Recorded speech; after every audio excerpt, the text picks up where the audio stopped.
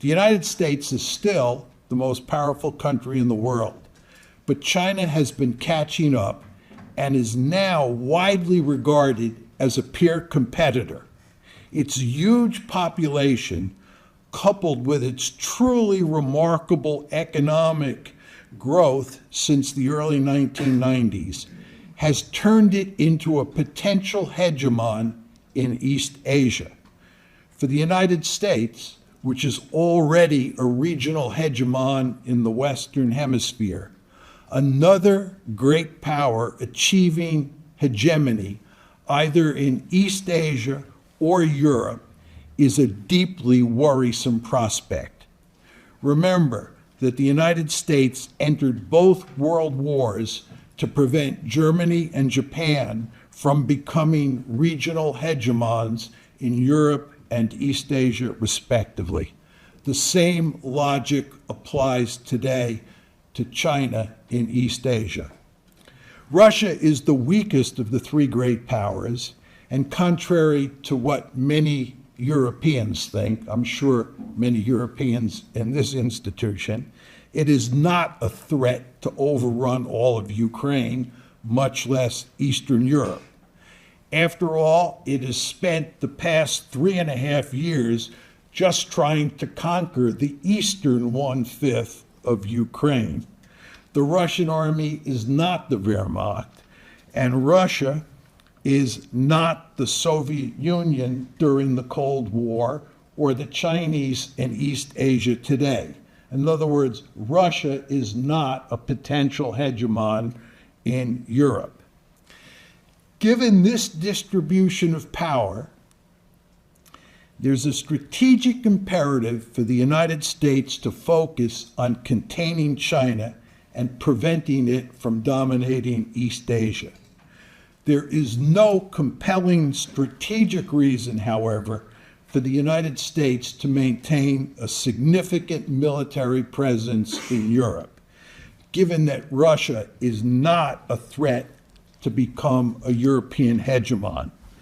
Indeed, devoting defense resources to Europe reduces the resources available for East Asia. This basic logic explains the U.S. pivot to Asia.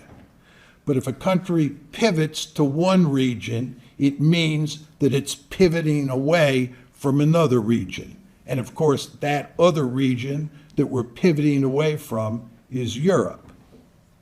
There's another important dimension, which has little to do with the global balance of power, that further reduces the likelihood the U.S. will remain committed to maintaining a significant military presence in Europe. Specifically, the United States has a special relationship with Israel that has no parallel in recorded history.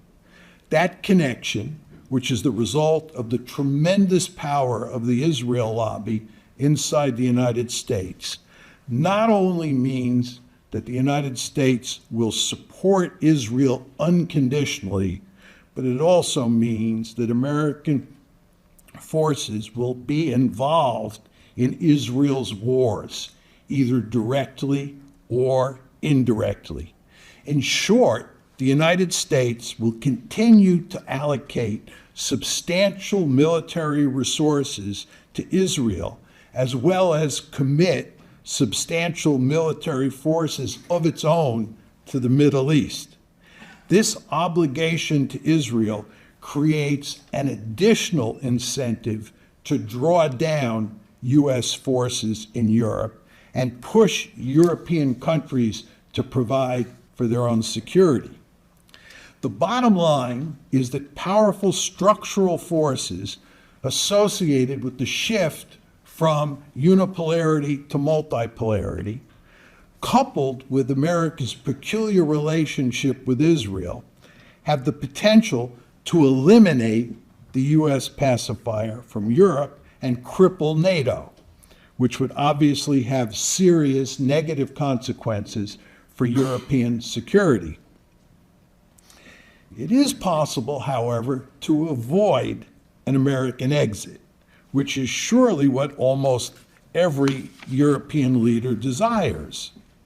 Simply put, achieving that outcome, i.e. preventing the United States from leaving Europe in a serious way, requires wise strategies and skillful diplomacy on both sides of the Atlantic.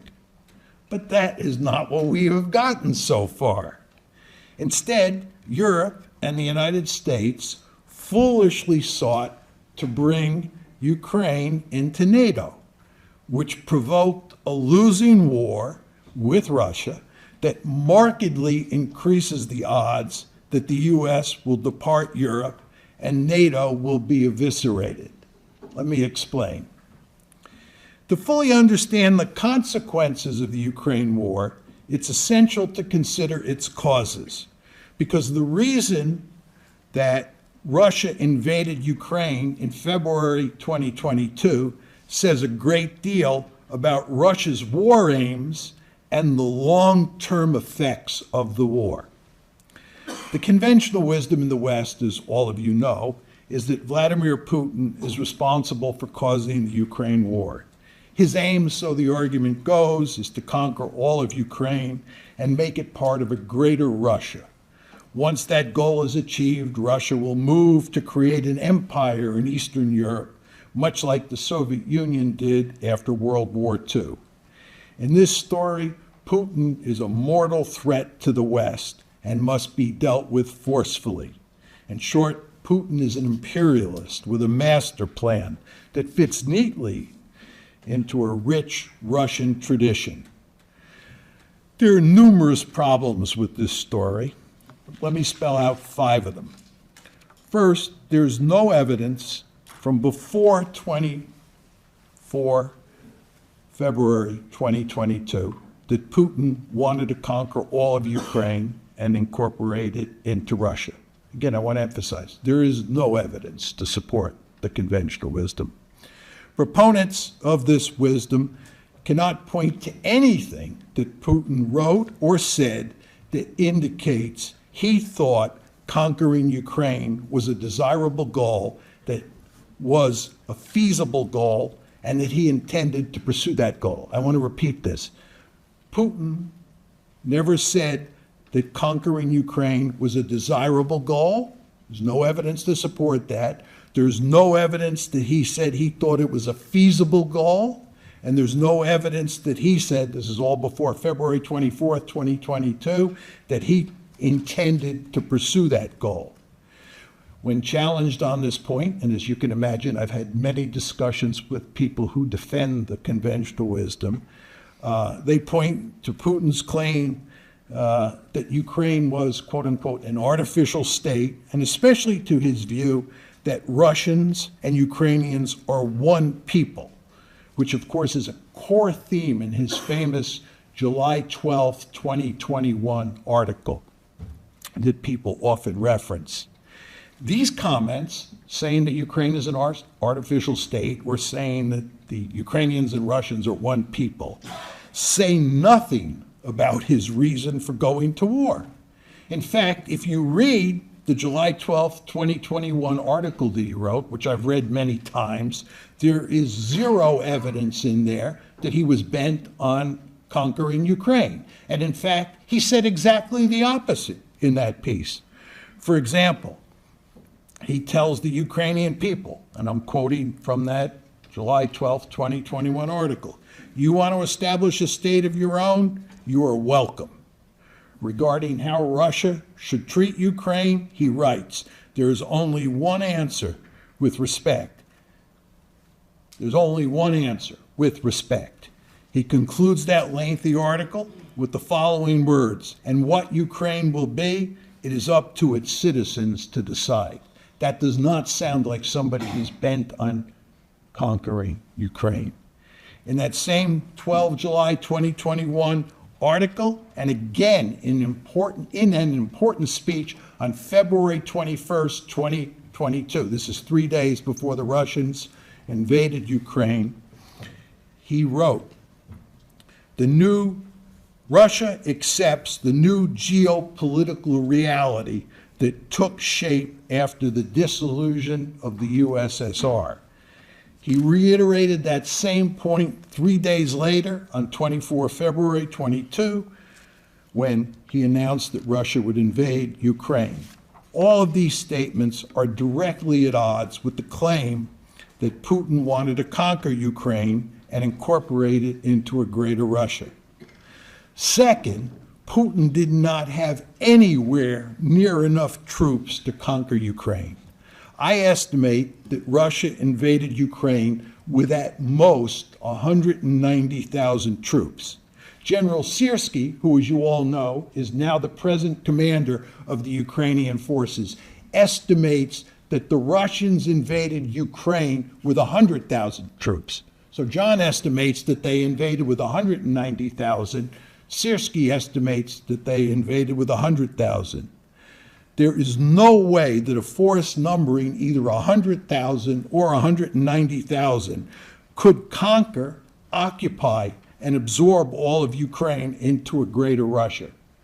Consider that when Germany invaded the western half of Poland on September 1st, 1939, and you remember as a result of the von Ribbentrop-Molotov Pact, the Soviet Union invaded the eastern part of Poland and the Germans invaded the western part. So the Germans only invaded half of Poland. The Wehrmacht on September 1st, 1939, sent 1.5 million troops into Poland. Ukraine is geographically more than 3 times larger than the western half of Poland. And Ukraine in 2022 had almost twice as many people as Poland did when the Germans invaded. If we accept Syrskyi's estimate that 100,000 Russian troops invaded Ukraine, and again, this is General Syrskyi speaking, that means Russia had an invasion force that was 1/15 the size of the German force that went into Poland.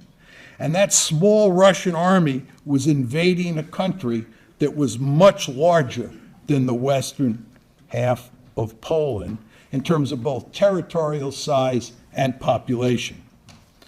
One might argue, and of course you often hear this argument, that Russian leaders thought that the Ukrainian military was so small and so outgunned that their army could easily conquer the entire country. But this is not the case. In fact, Putin and his lieutenants were well aware that the United States and its European allies had been arming and training the Ukrainian military since the crisis first broke out in 2014. Indeed, Moscow's great fear at the time was that Ukraine was becoming a de facto member of NATO. Moreover, Russian leaders recognized that the Ukrainian army, which was larger than the invasion force, I want to emphasize this, the Ukrainian army was larger than the Russian invasion force. It was armed and trained by NATO, and it was becoming a de facto member of NATO. They recognized that that force had been fighting effectively in the Donbass since 2014. They surely understood, the Russians that is, that the Ukrainian military was not a paper tiger that could be defeated quickly and decisively, especially since it had powerful backing from the West. And you remember before the war, the West, especially the United States, made it clear that we would back Ukraine to the hilt if it was invaded by Russia. Putin's aim was to quickly achieve limited territorial gains and force Ukraine to the bargaining table, which is what happened. And this brings me to my third point. Immediately after the war began, Russia, not Ukraine, Russia reached out to Ukraine to start negotiations to end the war and work out a modus vivendi between the two countries. This move is directly at odds with the claim that Putin wanted to conquer Ukraine and make it part of Greater Russia. Negotiations between Kyiv and Moscow began in Belarus just 4 days after the Russian invasion. And that Belarus track was eventually replaced by an Israeli as well as an Istanbul track. The available evidence indicates that the Russians were negotiating seriously and were not interested in absorbing Ukrainian territory, save for Crimea, which they had annexed in 2014, and possibly the Donbass region. The negotiations ended when the Ukrainians, with prodding from Britain and the United States, walked away from the negotiations, which were making good progress at the time. The Russians did not walk away from the negotiations. Fourth, in the months before the war started, Putin tried to find a diplomatic solution to the brewing crisis. On 17 October 2021, remember the war begins February 2022, this is 17 December 2021, Putin sends letters to both President Biden and to NATO Chief Jens Stoltenberg, proposing a solution to the crisis based on a written guarantee that does 3 things. It says, number 1, Ukraine would not join NATO. Number 2, no offensive weapons would be stationed near Russia's borders. And number 3, NATO troops and equipment moved into Eastern Europe since 1997 would be moved back to Western Europe. Whatever one thinks of the feasibility of reaching a bargain based on Putin's opening demands, it shows he was trying to avoid war. The United States, on the other hand, refused to negotiate with Putin. It appears it was not interested in avoiding war. Fifth, this is my 5th and final point, putting Ukraine aside, there is not a scintilla of evidence that Putin was contemplating conquering any other countries in Eastern Europe. And this is hardly surprising, given that the Russian army is not even large enough to overrun all of Ukraine, much less to conquer the Baltic states, Poland, and Romania. Plus, those countries outside of Ukraine are all NATO members, which would almost certainly mean war with the United States and its allies. In sum, while it is widely believed in Europe, and again, I'm sure here in the European Parliament, that Putin is an imperialist who has long been determined to conquer all of Ukraine and then conquer additional countries west of Ukraine, virtually all the available evidence is at odds with this perspective. In fact, the United States and its European allies provoked the war. This is not to deny, of course, that Russia started the war by invading Ukraine. But the underlying cause of the conflict was the NATO decision to bring Ukraine into the alliance, which virtually all Russian leaders saw as an existential threat that must be eliminated.